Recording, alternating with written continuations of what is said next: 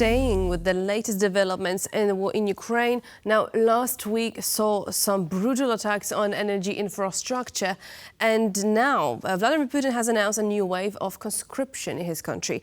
So I am here now with Volodymyr Yermolenko, editor-in-chief of ukraineworld.org, now to unravel the situation. Hello, sir, and welcome. Hello. So now let's talk perhaps about the military conscription that is coming from Russia. What does it really mean for Ukraine? How might it impact Ukraine? Because many claim that now we are talking about untrained manpower. So is it a serious threat? Yes, I do think that this is a serious threat because we should not underestimate Russian army.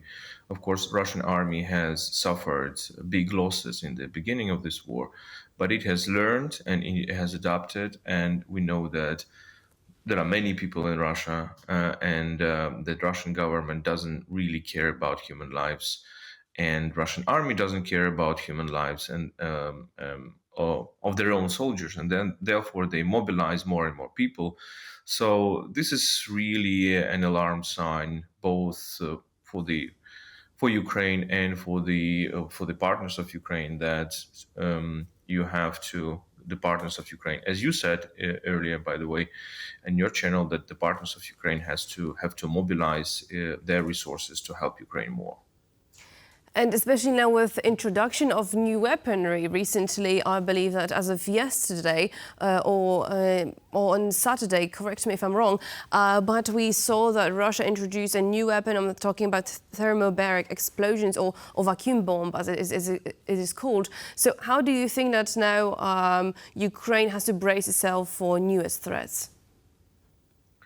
Look, Russia is shelling Ukraine regularly. This is not a big surprise for us, but you're right that in the past week we have seen, in the past several weeks probably, we have seen massive attacks on Russia, on Ukrainian energy infrastructure, and basically it's a very big thing because Ukrainian cities. Well, Kyiv is more protected. The capital city is more protected from the airstrikes, but other cities, especially cities like Kharkiv or Odessa right now, or some others, let alone cities like Kherson, who are on the front line, are much less protected. And we need much more protection, air defense protection. Now you have seen that Russia has really targeted the energy infrastructure, and 50% of the, or even more, of the company DTAG, which is owned by Rinat Akhmetov, which is one of the richest people in Ukraine. But anyway, this company is responsible for a lot of generation of Ukrainian electricity. Now they lost from 50 to 80% of the generation, and this is a huge blow for Ukrainian energy system. And therefore, you can now see Ukrainian cities without electricity, industry without electricity, and so on and so forth. So indeed, Russians are coming back. They accumulated lots of missiles, and they are now, after these fake elections of presidential elections in Russia, they are now, I think, trying to have a new boost in this war. I'm really curious now on your take on the timing that Russians have chosen for these attacks, because last year or previous years now, Russia targeted energy infrastructure during winter time, now to make sure that there would be no heating, no electricity, no access to warm water during winter time. Now it is slowly coming to spring time. Why do you think that they chose this particular moment for these attacks? Well, there can be many reasons. The first reason can be that they waited until, as I said, these so-called presidential elections, so that Putin is, sure that it can continue.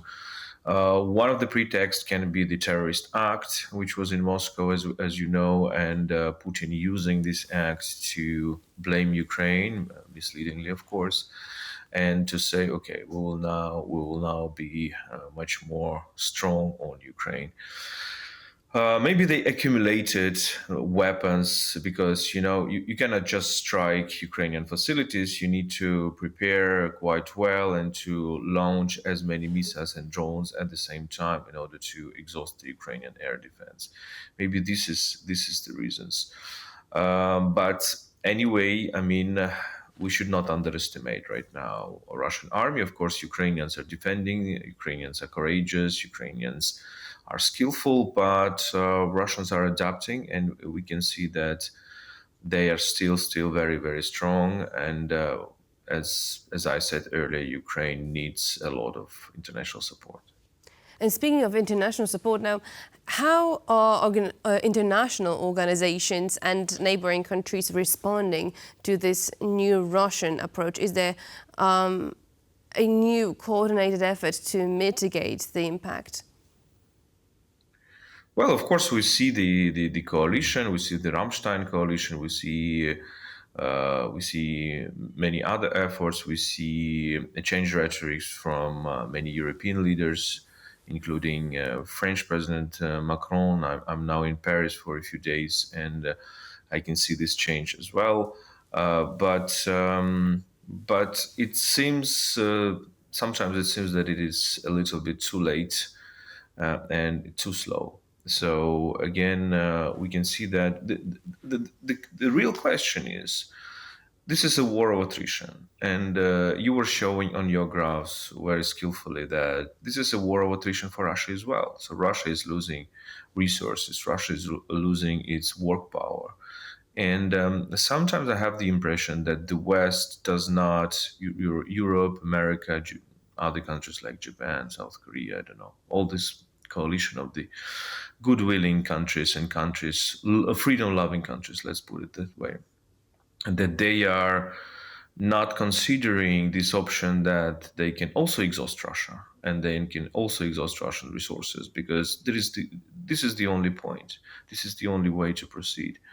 And therefore, this effort, which is collective effort for many countries, can do much more harm for Russia in terms of sanctions, in terms of exhaustion of economy, etc. Because if Russia's economy is not exhausted, if it doesn't suffer from this war, then it will continue for decades. And therefore, this coalition of countries that supports Ukraine should go beyond just this humanitarian aspect of thinking, okay, how to help Ukrainian civilians who emigrated abroad. They should really think about how to exhaust Russian economy. They should really think about how to harm Russia much more than we are harming it now.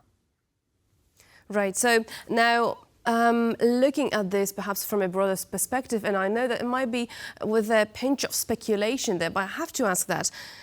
Is there any evidence that Russia's strategy, especially now targeting energy infrastructure with, for instance, Nord Stream, do you think that it might in some way extend beyond Ukraine? Are there any other countries vulnerable to similar attacks on their energy systems?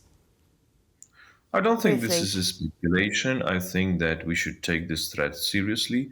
I mean, Russia doesn't need only Ukraine. It needs, as it said very clearly in 2021, it wants a new architecture of security in Europe. And in Russia's view, the new architecture of security will be dividing Europe into parts. Again, like they did it in 1945, let's put it that way. So countries like Baltic countries, Poland, Czech Republic, Slovakia, I would say even up to Germany, they're all vulnerable, because if the Russia strategy is to divide Europe again in two and to control half of the Europe and push NATO back, as they said, to pre-enlargement status to the early 90s, then we should take the strategy seriously. So we have seen recently that Russian missile just went over Poland territory, and it's not the first time.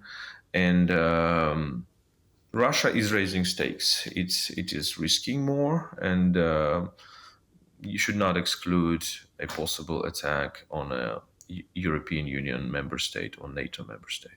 Most definitely, we see that. So thank you so much, Volodymyr Yermolenko, for joining us today. Thank you so much. Thank you.